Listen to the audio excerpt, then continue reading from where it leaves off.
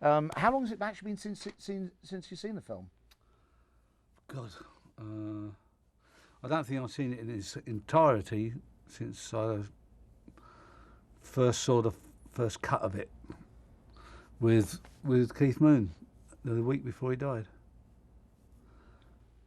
Why not? And what was it, a week before? About 3 weeks before he died.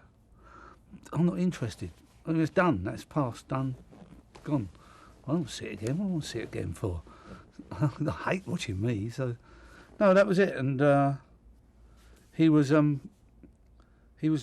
deeply deeply shocked by it. I think because for him it must have been a very weird experience because he watched himself really go from a really young, good-looking boy, because he was only 18, who was just an unbelievable personality, and turned into this spitting image of Robert Newton in literally, what was it, 14 years. I mean, it must have been kind of scary for him to watch, and he knew that the kind of last things that we played together, which was shot at Shepperton,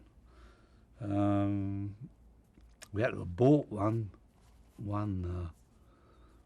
session because he was so out of it. He's being held on the drum stool by a roadie. So he kind of, all that was going through his head. So for him, it must have been almost, I've equated it to falling off the cliff and seeing your life kind of go. And I think, I don't know, it definitely it shook him up really bad. I know that. It almost made him sober. Scared sober. Yeah, scared sober. Have you never been one for looking back? I mean, even in the days when you did a TV show, were you ever curious to have a butcher's at it? No, I don't care. We finish an album, it's done. I might hear it 20 years later and say, oh, that's a good band. And it's us. But when you... I find it really weird because, I mean, John used to, on a lot of stuff, he was always unhappy with his bass sound. And he'd literally go in and redo the bass of something he did 15 years ago, 20 years ago, just to get the sound better. And I just think, you shouldn't fuck with it. It doesn't matter. It's in the past. It's like paintings. It's like Picasso going back and take the painting off the wall of a museum, saying, "Oh, I think I can do this a bit better." It's not better. It'll just be a little bit different. I mean, but better is the moment, or best is the moment. How do you feel about the fact that fans obviously like to look back, though? Well, that's understandable because it's the history of the thing that they really love. I mean, and it is my history, but it's also my life. So I don't want to keep watching my life relived all and over again. I always look to tomorrow, and try and surprise myself today with what I can achieve today. That's literally how I go through it. Were there some TV shows that ring bells and you say, I mean, just generally, this is not about a specific show, like the difference between like when you first did a British TV show like Ready, Steady, Go or Top of the Pops. You remember, was there like an exhilaration the first time you did one of those? Terror, start raving bloody terror, because the singer was always live. The band would always be playing the backing track, so their bit was all done in the studio where they could be drunk, completely paralytic, where they could go again and again and again. But the poor old singer, who usually had been up to 4 a.m. the night before, gigging somewhere like, I don't know, somewhere up in Scotland, and wheeled down to the studio, almost in pieces. He had to do it always. I was always on the fuzzy end of that lollipop, so I had to be doing it live, and it was always terror for me. But then I kind of got to like it. I mean, I remember I can't remember the show, but it was a BBC Two show that Kit Lambert got us on. I can't remember the name of it. And I think we did a Martha and the Vandellas song. But it's all very vague, but kind of clear, but vague. I used to enjoy the Top of the Pops after we did it for a while, and then Top of the Pops became mine. Then it could become fun. But I always used to feel so out of place there. It wasn't my bag, the TV thing. I wanted to be in front of people doing what we did, and it always seemed like the TV was a barrier from us doing what we did. was always in the way. It wasn't anything that was, in my opinion, assisting us. Although it was, obviously. But not in the way I saw the Who. I mean, the Who was there. You had to be... That's how we were. Now, talking of doing that, you got as close to doing that on the Smothers Brothers show. You pretty much got in every... Well, exactly. I mean we really captured it there, yeah. That's dangerous. Memories of that Fucking show? dangerous. Memories of that show? Well, many. I mean, I remember the rehearsal where the bass drum had been... Because Moon used to have this cannon in there that had been charged. And it went off like a wet fart. I mean, it was like someone just putting a skid mark on their underpants. And I mean, just a puff of smoke came out of it. Absolutely nothing. So we thought, well, this is a bit of an anticlimax. And we weren't allowed to do our own pyrotechnics because it was, very, the fire controls in Los Angeles, even now, and then were even worse. They were almost fascist about it. And we thought, what are we going to do? Because it was our highlight. We were going to do 2 songs. One was I Can See for Miles, and the other was going to be My Generation. And obviously the thing everybody wanted to see was these 4 lunatics smash their equipment up. They didn't care about the music in those days. They just wanted to see us smash our gear up. So anyway, when it came to smashing it up, instead of the usual smoke and fire at the rehearsal, it was just... We thought, well, this is terrible. We can't... And Moon, being the genius that he was at being able to work his way around anybody, went out and got a bottle of brandy, and the pyrotechnician got him absolutely paralytic with $300 in his pocket, which is more than in a month.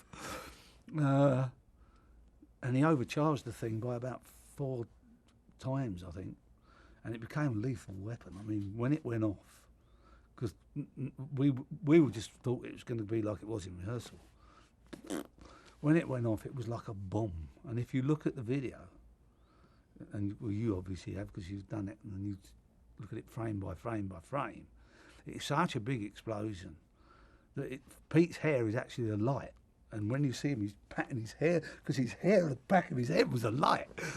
And I mean, he was 10 feet from the drums. If you look, I go completely out of frame immediately, because it blew me over. I was flat on my face. And the funny side of that story is, when once all that was over, our eardrums had gone, everything, the audience was in shock, we were in shock. I don't know how it shows you how professional the Smothers Brothers were, because they just held the whole thing together. Totally kept to the script, bang. They nearly lost their jobs over it. It was a really serious incident. But the thing that I always remember, that on the same show there was Mickey Rooney and Bette Davis, who we'd grown up with. They'd been on all these films, and she was doing a skit with them in Elizabeth I costume, full regalia, and she was a bit of a tough nut, Bette Davis was. So, but Ricky Rooney was exactly the opposite. So at the side of the stage when this happened, Bette Davis immediately passed out, fell flat on her arse, gave her a heart attack, and Mickey Rooney was jumping up and down screaming for more. So it's kind of such a weird image. So that's my memories of that. But we were lucky to survive it, I tell you. We were damn lucky. And Moon had a bit of shrapnel in his arm. He comes out clutching. He wasn't putting that on. He actually has got a bit of drum shrapnel embedded in his arm. It wasn't a very big bit, but it was enough to, a bit of blood. We were going to make the most of that. Push it in a bit further. I'm bleeding.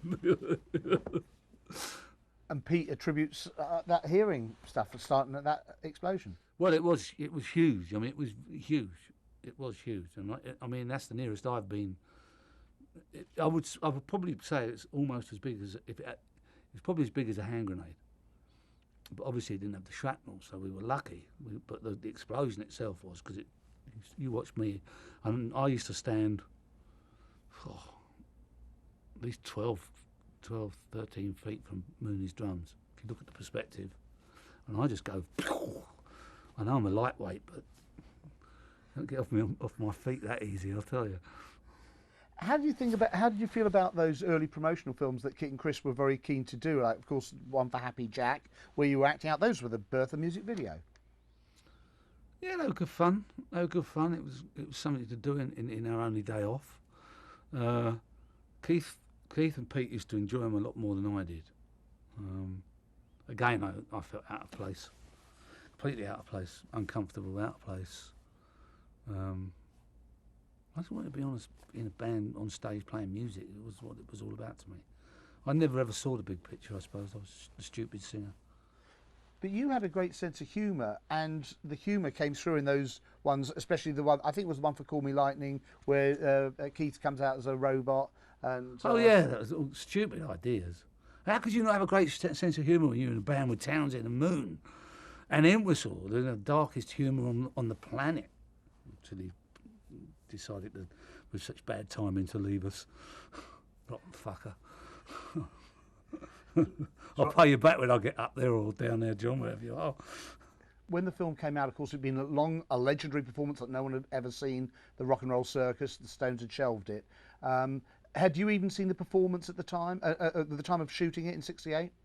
No, they were very cagey about letting that out, and there was lots of rumours going about that they were kind of embarrassed that we were the better band. I don't think that's true at all. I think they were having terrible troubles with Brian. The Stones are a great band, but Brian was in a real state that day. I mean, he was falling off the stage. And I loved Brian. He was a great guy. I think that was more the reason. I think it was too bloody painful for them.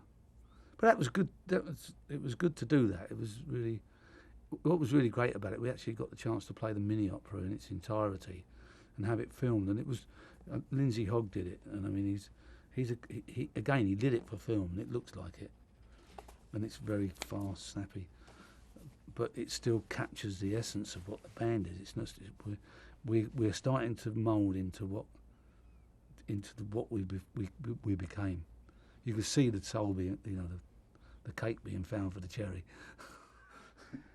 It's certainly, I think it's one of the things that was a revelation for the fans, and it's one of the absolute highlights among many. It's one of the total highlights. It must be a complete rush to see that you performed that in its entirety, and because of Brian or whatever, the Who really did jump out that day. On that show, you jumped out amazingly. Yeah, I can't be objective about that.